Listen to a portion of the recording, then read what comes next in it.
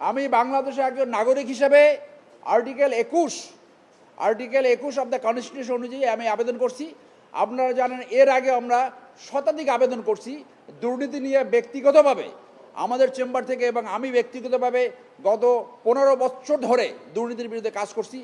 যেখানেই দুর্নীতি সেইখানেই আমরা ব্যবস্থা নেব। আমি নিজেও দুদকের লয়ার। ডেসপাইট অফ দ্যাট আমার যে নাগরিক দায়িত্ব আর্টিকেল 21 অনুযায়ী সেই দায়িত্বটা আমি পারফর্ম করছি। এবং আপনি জানেন যে দুর্নীতি দমন কমিশন 3 ভাবে যে কোনো দুর্নীতির ইস্যু অনুসন্ধানে নিতে পারে। সেটা কি?